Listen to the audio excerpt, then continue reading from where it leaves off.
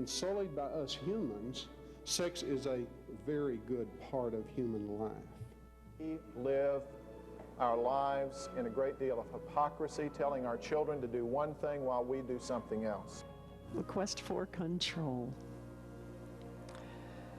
We all would love it if our lives were a bit more controllable. Discussions within the Christian community about these questions will be primary for the survival of the Christian community.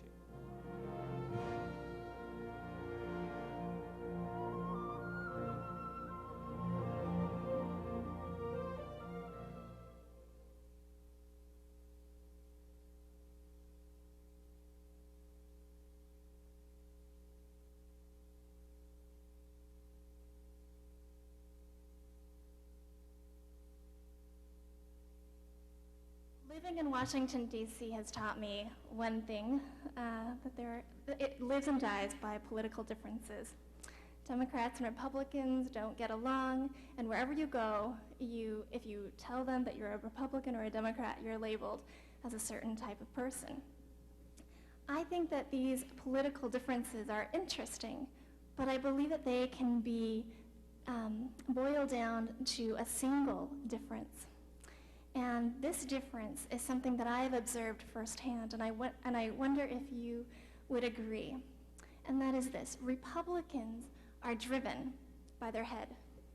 They are principle-oriented. They say to themselves, we believe in the sanctity of human life, therefore we are going to uphold pro-life laws, therefore we are going to we're going to pass welfare reform in order to discourage illegitimacy. But there is criticism of the Republican Party that they act so much from their head that they lose what could be, they lose their hearts. Just for example, how many of you remember when we were going through welfare reform and the Democrats leveled the accusation at Republicans that Republicans wanted to take away kids' school lunches? I remember that very well because in some respects, the Republicans had no reply. They would say, but we are in favor of welfare reform because welfare, it produces illegitimacy and we don't want to further that. But when you're in the American public and you're listening to these two things, what do you think about Republicans? You think, gosh, they're very hard-hearted. They might be sticking to principle, but they're very hard-hearted. Another example is with the pro-life stand.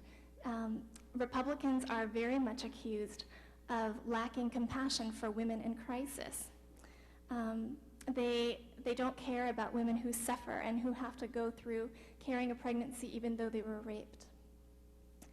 Now, I want to say that there are, that's an interesting thing about Republicans being hard-headed and hard-hearted. But on the other hand, let's talk about Democrats for a second. Democrats are largely driven by their heart. Bill Clinton is a prime example. When Clinton says, "I feel your pain," he's appealing to the heart of the people who are suffering. During Clinton's first veto of the partial birth abortion ban, he brought 5 women up to tell their stories of hardship and agony, and that they made that difficult decision to abort their children using the partial birth abortion technique. Now, Democrats also favor welfare spending because they care about the poor and about the helpless, and they feel that welfare spending will allow them to give those people a helping hand. They also defend their pro-choice position because they care about the plight of women, unlike those hard-hearted Republicans who don't care very much at all. And they favor unions because they care about the little guy who's being abused by those corporate giants. Now, I think there are lots of things in the Democratic Party that we can learn because they are very soft-hearted. They care about the little guy the most. They care about the worker who gets bumped off by the corporate bosses. They care about the immigrant who comes into a new place, who needs a place to live and who needs a helping hand. But on the other hand, the Democrats are so driven by their heart that in the process of being soft-hearted, they become soft-headed. And unfortunately, we have a lot of mushy-headed Democrats in Congress. But we as Christians, we are called to be a combination of the two. Not just Republicans, not just Democrats, but Christians are called to be hard-headed, never compromising on principle, but soft-hearted, that we care for the little guy. And now the reason I say that we as Christians are called to be that way is because I really believe that Jesus came that way. When Jesus came to earth, it says that Jesus came with grace and in truth. And it talks about that in the first chapter of John. He was both a warrior and a diplomat. Maybe some would say he would be the spiritual equivalent of a Colin Powell. But if we are to be like Jesus, then we have to recognize the things that Jesus did. Jesus is hard-headed in that he is the ultimate lawgiver, and he never compromises on truth. That's why he brandished a whip at the temple and overturned the tables of the merchants, because they were making the temple a marketplace instead of a house of prayer. But he did that in order to protect his message of grace. Let's also think about Jesus with the woman at the well. When he spoke to her in John 4, he did not say to her, "Woman, you're an adulteress." Instead, he spoke to the longing of her heart. He knew that she was out there to draw water at midday because she wanted to avoid the other women, and she knew that she was in sin. There was something in her heart that knew that she was living in sin. And yet what Jesus did was he asked her, first of all, for a drink. And then he told her that he possessed something so that she would never thirst again, that he could give her living water. And it's only after he spoke to her about the abundance of what she could have from him did he speak the truth about her lifestyle, that she has had 5 husbands, and the man that she is now living with is not even her husband. And she willingly changed her lifestyle because she had come to know that this man, who was a Jew, who was still willing to get involved in the life of a Samaritan woman, no less, that he cared about her and that he was willing to give her something greater. He cared about the longing inside of her and pointed her to the right way, which was to truth. In our day and age, we have similar examples of these sorts of ways in which Christians can act as hard-headed and soft-hearted. And one of the most well-known converts is Norma McCorvey, Jane Roe of the Roe v. Wade decision. For Norma McCorvey, she shocked the world a couple of years ago when she announced that she had become a Christian and that she had renounced her pro-abortion position to eventually become 100% pro-life. She's a great case study because she was convinced to come to the truth through grace. Miss McCorvey at some point did come to understand the truth about abortion, that abortion kills unborn children. She said that while she knew all along that she was killing unborn children, she defended the practice because she was helping women. That is, until she met a young girl named Emily. And some of you may know this story, but Emily was a little 7-year-old girl who accompanied her mother, who regularly protested outside of the abortion clinic where Norma McCorvey was working. And that woman taught her daughter that she should love Miss Norma, as Emily called her, and that Miss Norma just needed Jesus, and that they should love her and pray for her to come to know Jesus. So Emily showed Norma love and grace and extended her friendship to her. Miss McCorvey was softened by the grace and the friendship that she saw in this little girl, but this little girl never stopped to speak truth boldly. She continued to say to Miss Norma, "Why would you kill babies if you know that they could be killing somebody like me?" And when Miss McCorvey discovered that Emily was almost a victim of abortion herself, she began to realize the truth in a new way. And as Miss McCorvey tells it, it all came to a head one day when she was looking at a whole empty row of park swings. And she looked at the empty park swings and thought to herself, what happened to all the children? And then she suddenly thought, oh no, they've all been aborted.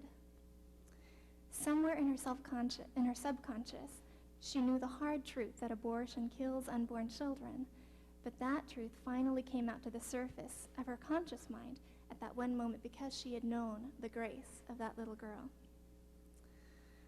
Well, now that we've talked about being hard-headed and soft-hearted, what does that mean for us as Christians? Now, I believe that when we talk mainly about public policy, which is really what we at the Family Research Council are all about, we tend to be pretty narrow-minded in the things that we believe will work.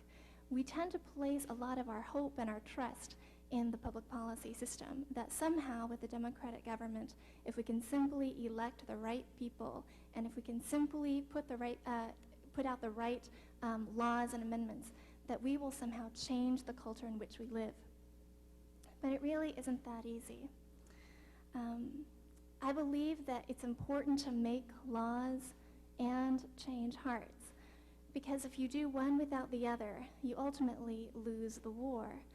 If you are strong on your principles and never compromise on the truth, yet you win every debate because you're intellectually more sound, but you lose your listener, you have lost the war. So many of us have believed that if we could simply overturn Roe v. Wade, that this would be a much better place to live. But I think that what we have right now is the very precarious situation in which if we did overturn Roe v. Wade, we would have simply the opposite picture of what we have now. What we have now is a pro-choice government and law system, but a very pro-life, a very strong pro-life movement, which continues to show its protest of this heinous crime. And if we were able to overturn Roe v. Wade today, we would have the same sort of thing, except the pro-choice movement would be the people who would rise up against us. And really, we wouldn't be changing a whole lot. It's funny that I say this because I'm coming from a public policy perspective, but I believe this is something that God's been teaching me in recent months especially. We as Christians, because we are so focused on public policy debates, have tended to be seen as extreme, religious right-wing fanatics, truth-oriented but with little grace, lording it over those who are not true believers. But the truth is that public policy can't do everything that we want it to do. Women who are troubled by abortions, for example, don't come to talk to pro-lifers after they regret their abortions. We were the ones who condemned them, remember? And it would be very important for us as people of faith to be not just the ones who are out there preaching about public policy and being on those debates on Crossfire, but also being the ones who extend hands instead of drawing swords. Now, I guess I should be one to talk about drawing swords because I think most people who knew me growing up knew that I was very passionate about my convictions and that I was very ready to criticize at any moment's notice. I think I was a Pharisee in training. But I think God's been teaching me over time that prophets, even though they're called to call people to repentance, that they're also called to weep for the people they're called to condemn, that they're the ones who need to have a heart for the people as well, and it's not just for the evangelists. There's an interesting poll that was done by the Americans United for Life several years ago that talked about whether people supported abortion in several different circumstances. And what they found out was that the majority of people opposed abortion in 75 to 80% of the circumstances, that there were only a very few numbers of circumstances that they would actually say, yes, we will permit an abortion. However, very few of those same people would ever call themselves pro-life when they asked a question a different way. And I think that's because we do have a stigma attached to us that pro-life people are extreme and that they are all truth and no grace.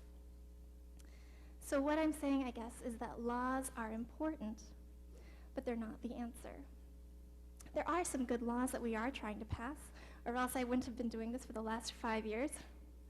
We have long been advocates of a pro-family agenda that includes passing a pro-family child tax credit so that the government recognizes the financial benefit that parents provide to raise up moral and contributing adults. We want to pass good divorce reform so that it's not as easy for husbands or wives to discard their duty and obligations to their spouse and family. We want to pass meaningful legislation that prohibits human cloning in order to underscore the principle that human beings are valuable and that our pursuit of science and technology should never be at the expense of human life. These and other very good laws should be pursued, and we'll continue to put them forward until they are passed.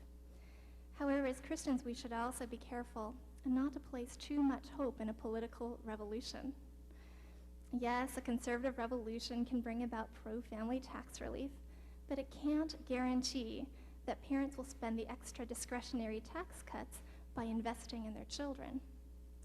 Yes, conservative revolutionaries can straighten out divorce laws to make it harder for people to divorce or make marriage stronger, but no law can make a man love his wife in the way he ought. Conservative revolutionaries might succeed in passing a law saying that anyone except a parent who transports a minor over state lines will be imprisoned for a year. And in fact, the House of Representatives just passed that this past Wednesday, called the Child Custody Protection Act. But there's no guarantee that when the child goes to her parents to tell them of her pregnancy, that mom or dad won't drive her to that abortion clinic to get the abortion. There's been a couple of things that I think the pro-life movement can learn from the past. And I think that we really have erred in many senses to becoming too hard-hearted. Not that we should neglect the truth, but that we should be concerned about where the culture is. And the one example that I think is very glaringly clear is the one about the Human Life Amendment. You know, for 20 years, we've been pursuing a Human Life Amendment. But you know, we're not going to be able to win this one on principle alone. It might be illegal to have an abortion, but the police might not enforce the law. We might have, we might be able to have a Human Life Amendment that doesn't, that's able to have a world without Roe v. Wade. But in fact, what we're going to have is what we talked about earlier, a place in which the pro-choice movement is the one that's continuing to rise up, and we might see states begin to change their laws because popular culture doesn't stand for it. And I guess another example of the limitation of public policy that we've seen torn down is in our statutory rape laws. We sorely need them today, and it's something that we're trying to work on. And some states have tried to enforce their statutory rape laws more than ever because statistics show us that 2/3 of all teenage births are fathered by men 20 or older. That's a staggering figure. In fact, the culture even promotes that, saying that it's as long as it's between two consenting adults.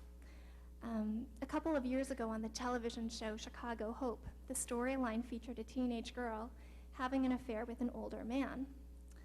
Although the show talked about both sides of the debate, in the end, they ended up condoning the behavior because the two were in love.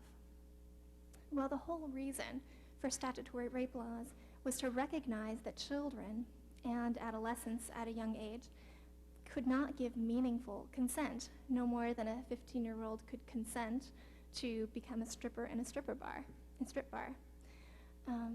So when we make laws, we need to consider the way our culture is, because right now our statutory rape laws, although they're still on the books in all 50 states, go unenforced. We'd be wiser to put forward laws that make a difference because they also matter to the hearts of people. And I think that's something that the pro-life movement has begun to do right in recent years. And I think the most important example of that is with the partial birth abortion ban. we have decided, finally, to pick winnable battles. Battles that still allow the public to be stretched in their thinking, but one in which their hearts are tended towards. The partial birth abortion ban, as you all know, deals with banning a particular procedure in which a young child, an unborn child, 20 to 24 weeks of gestation, is partially delivered, and then the abortionist takes surgical scissors, sticks it in the back of its neck, and sucks out its brains. And we've been able to reshape the debate because of that, because we're now not only looking at changing a law which is unpopular, and so that they used to level accusations of we're imposing our morality on them, but we're actually taking these in bite-sized increments, saying to them, no, you agree with this too. And in fact, the public does agree with it. Even people like Gephardt and Moynihan have been unable to vote against this ban. And Moynihan has a very famous phrase that he says, it's too close to infanticide. And I think that this is part of what we need to do in order to gain momentum, so that the culture becomes accustomed to seeing us not as extremists, but as reasonable people who want the best for our children and for our families. And once we do that, we become reasonable to them. And we not only change their minds, but we change their hearts as well.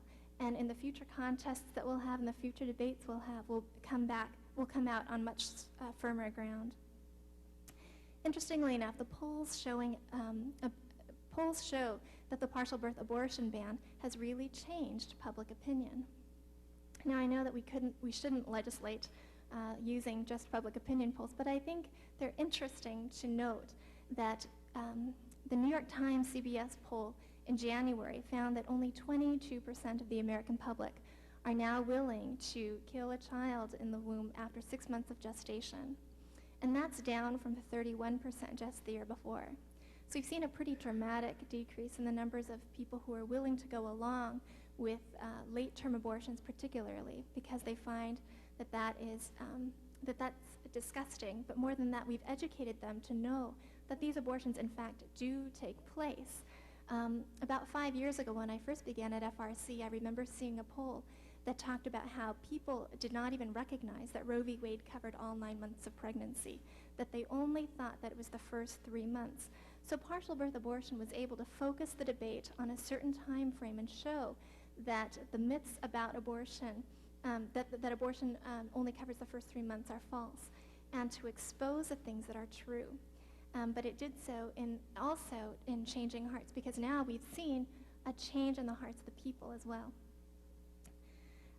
Another thing that I think that we've been doing right is using public policy in a way that points to organizations that actually work to change hearts.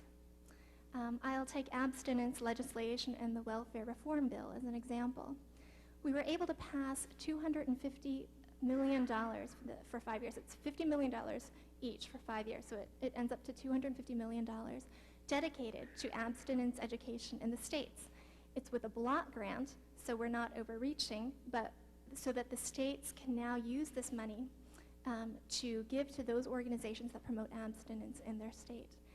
And the legislation is very clear in its intent, that it shall have as its exclusive purpose the teaching of abstinence, that abstinence is the expected standard of that abstinence before marriage is the expected standard of sexual behavior.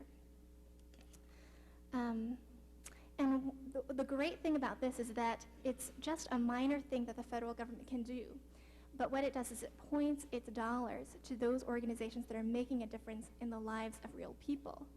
They are helping to fund some of the best abstinence programs that we have out there right now, including Choosing the Best, which is right here in Illinois, that has actually spread to several other states in the country, that has seen about a 50% difference between control groups and the experimental groups, so that those kids who go through the Choosing the Best program have a 50% less, they're 50% less likely to engage in sex than those who are not in the program. There's similar legislation that's on the dock for CPC funding. Now, crisis pregnancy centers are some of the best resources that we have. And crisis pregnancy centers will, hopefully with this introduction of this new legislation, if it's passed, will be able to get federal funds just like any other program. And so that these CPCs will have the benefit of not getting by on a shoestring budget anymore. We also have other initiatives that are out there that aren't, we're not totally sure if they're going to fly yet, but things like drug abuse, wanting to point them to faith-based therapies, because we know that those things work. And while there's still a lot of problems with the separation of church and state, it's been shown that faith-based therapies for drug abuse programs work a lot better than any other types of programs. And so if we can funnel money into those programs, we would be doing a much better job as well. Welfare reform is the last one that I want to bring up.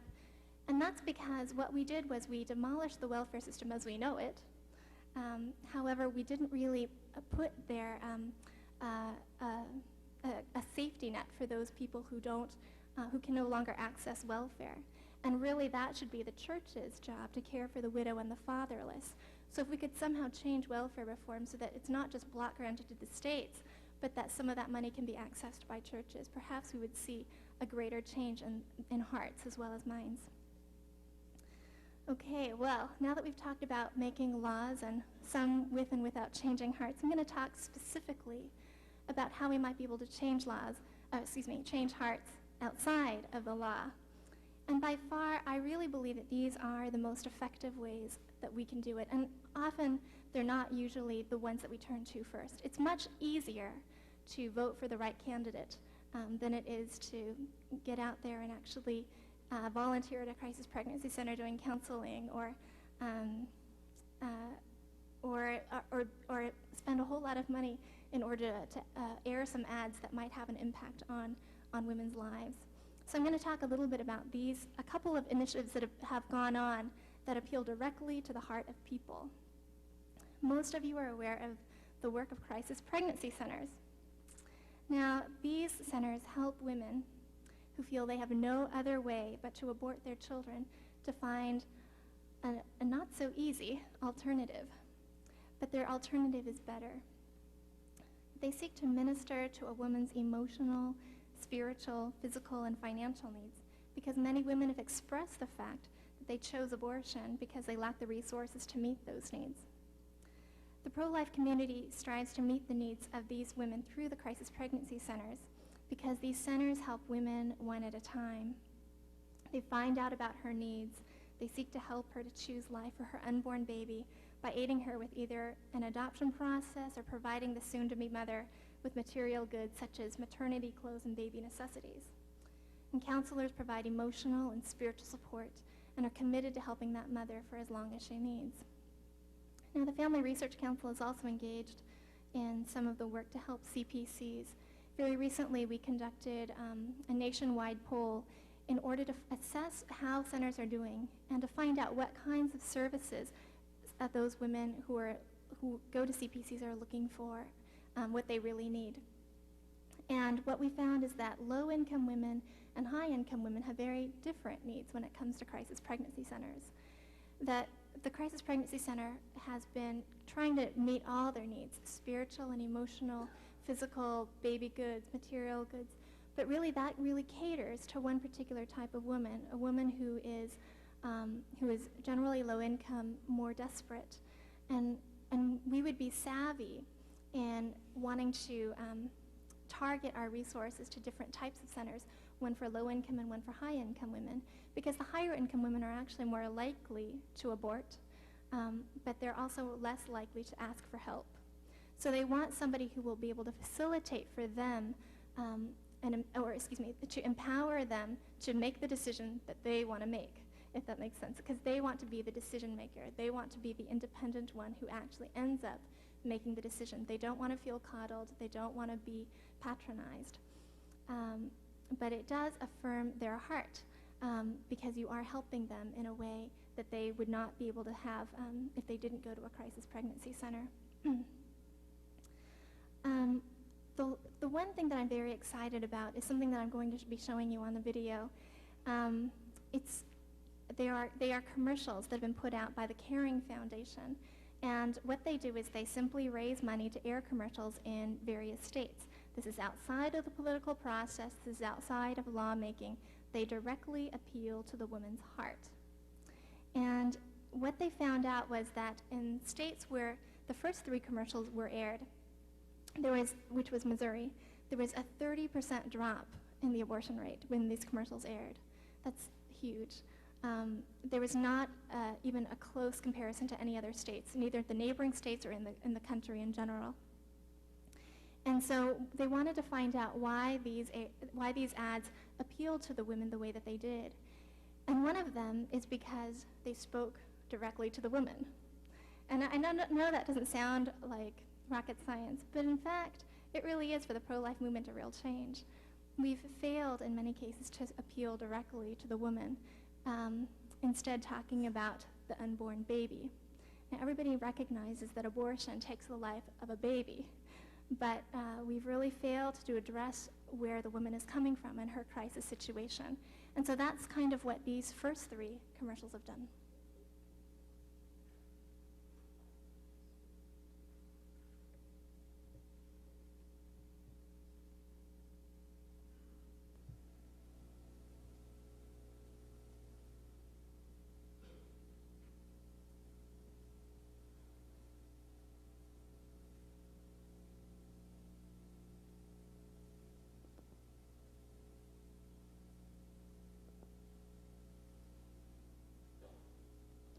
You know, I used to be pro-choice, and then something happened to me. I had a baby of my own. When I was pregnant, I finally realized that all this little kid was trying to do was make it, just like all of us. So I haven't figured it all out yet, but why, when I wanted the baby, it was a baby, and when I didn't, it was something else. Think about it. See you, Mom. Don't be late. I was 16 when I found out that I was pregnant with Carrie. I wasn't married and I was really scared.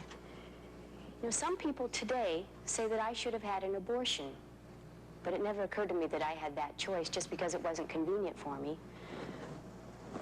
Hey, I'm no martyr, but I really can't believe I had a choice after I was pregnant. Think about it.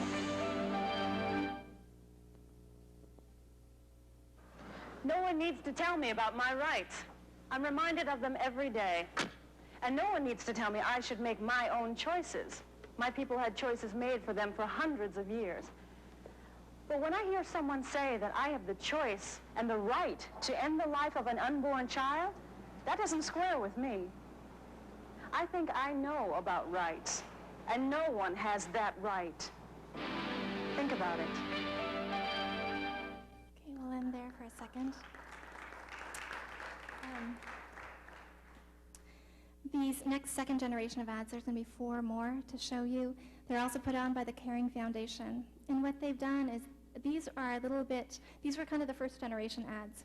And they're a little bit more in your face than some of these other ads that we'll see. And the reason for that is because what these other ads are trying to do is to talk about the inner voice of women, which really is their conscience. Because every woman knows that abortion is not a good thing. Even Kate Michelman, with a slip of her tongue, said, yes, abortion's a bad thing. But they recognize that it's not good for them.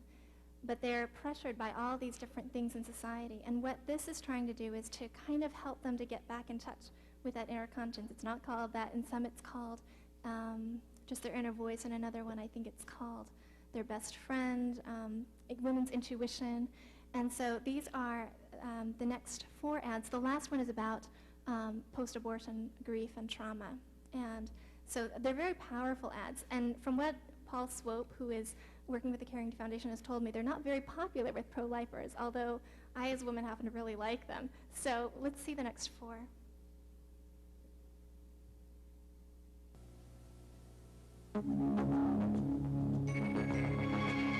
You make your way through life, deciding who you are, how you feel, and what you believe.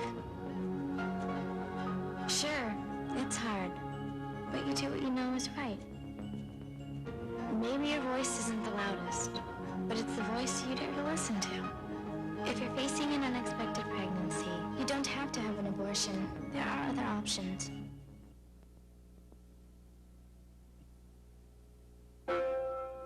Your intuition is a small voice, round and whole. It tells you who to trust, when it's best to be quiet, and what your best friend is feeling. It doesn't always tell you what you want to hear. But when you think about it, when was the last time that voice was wrong? If you're facing an unexpected pregnancy, you don't have to have an abortion. There are other options.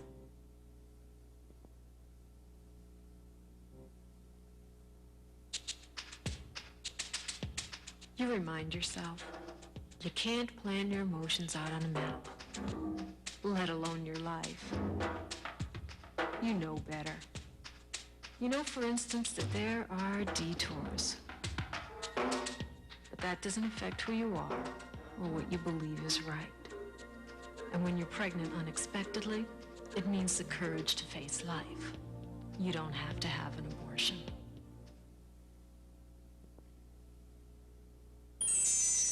They said you wouldn't be bothered by a voice calling for you in the night. There would be no trail of cereal through the house. No spills or stray toys. The clock ticks. All is calm. And you realize there is still a voice. Abortion changes everything. Okay, well in there. There's one more ad I'd like to show you, but I wanted to intro it a little bit. It's the third generation of these ads. Believe it or not, they've been around for about 6 years. And it's interesting because poll after poll of the cities in which these ads were aired have found significant drops in the abortion rate. And even in those that have only shown a slight drop, I mean, it's still pretty spectacular when you think about the overall impact that's, just 30 seconds can make on a person's life. This last ad talks about the choices that women have, or the pressures that women have from all the outside sources, from parents, from a boyfriend. And what it's really trying to do is to say to her, you can make this choice yourself. It's kind of playing on the feminism aspect of it, saying that you're strong enough to make this choice yourself, even if nobody else supports you. And so it's definitely pulling on her spirit of courage. And so this is the last ad. It's the last one we'll see.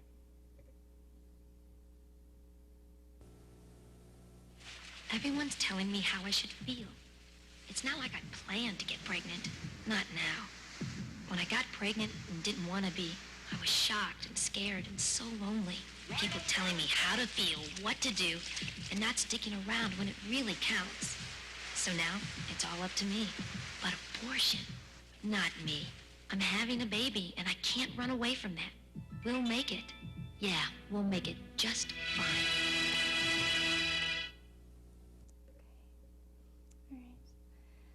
Okay, in closing, I really wanted to talk about that this is a critical time for us, that the time is ripe for us to be a student of our culture, because I believe that our culture right now has a lot of restless hearts, especially in women and in youth. They feel strongly that something is missing.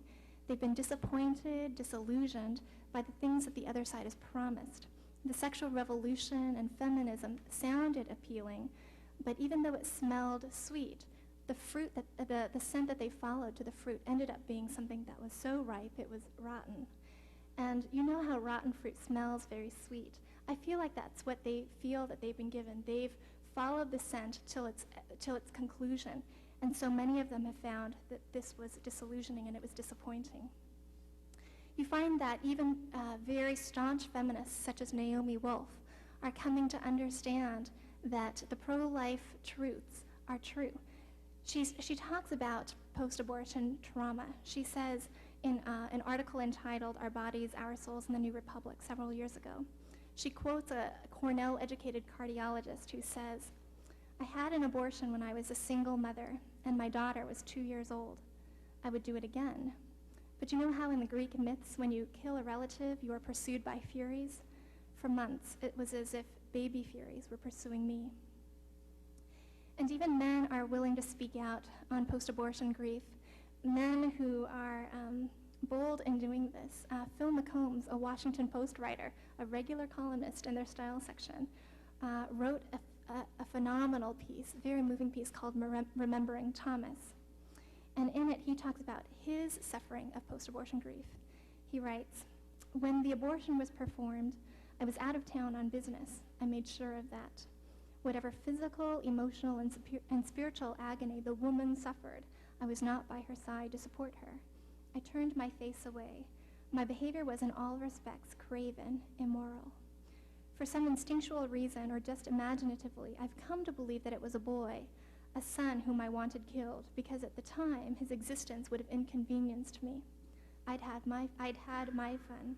He didn't fit into my plans. His name, which is carved on my heart, was Thomas. I feel like a murderer, which isn't to say I blame anyone else or think anyone else a murderer. It's just the way I feel, and all the rationalizations in the world haven't changed this. I still grieve for little Thomas. It is an ocean of grief."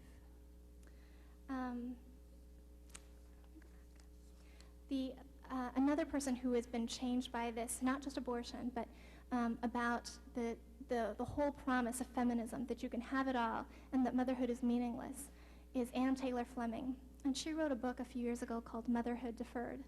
And in the opening pages, it talks about how she is on the 405 freeway every week carrying a jar of her husband's sperm to the IVF clinic where they try once again to have a child. And she talks about how in the 70s, when she came of age, she held on to her diaphragm as her lifeline. She was so proud of her diaphragm because she knew that this could protect her from all these other things and that she could have, as she calls it, sex without procreation. But now what she's trying to do is to have procreation without sex. And she goes through this entire book questioning the things that the feminist writers had told her would be true. And she doesn't really come out on the other side yet, but there is definitely a room for restlessness, that she has an open heart for something more. And not just Ann Taylor Fleming or Naomi Wolf or Phil McCombs, what we've seen is within the youth culture, the same sort of restlessness. If you notice in public opinion polls, for the very first time, we're seeing a sea change in the way that the younger generation is compared to the older generation. The younger generation, Generation X, is actually more conservative in their values than their immediate their immediate elders, the baby boomers, when the baby boomers were their age. And historically, what they've always found since they've been taking public opinion polls is that the younger generation tends to be a lot more liberal than their elders. But for the first time, what we're seeing is that the younger generation are more likely to say that abortion is murder, that premarital sex is wrong, and that divorce should be harder rather than easier to obtain than their elders. And I think the reason for this is pretty clear. It's not that they have not yet experienced marriage and so don't know the difficulties of marriage and they would want more liberalized divorce laws once they get there.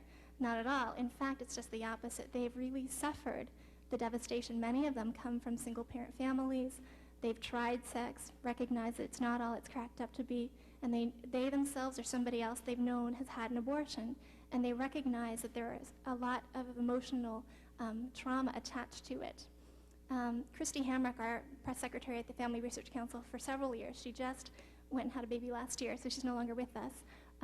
She always made a connection with reporters when talking about the abortion issue by saying, "Have you ever met a woman who's had an abortion that's happy?"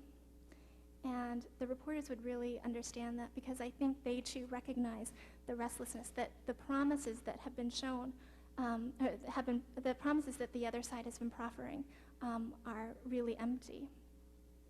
And so what we can do, I think, right now is a time of real critical importance, that we as pro-lifers and as people who believe in faith and in family have a rare opportunity to show them that there is a better way.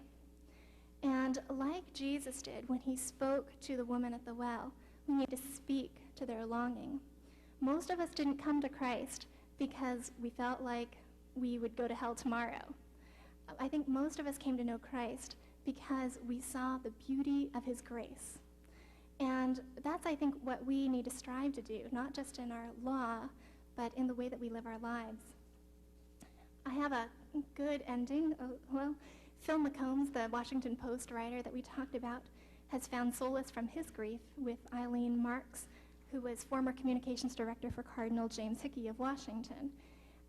And he was able to undergo a healing process of recognition, grieving, and ultimately forgiveness.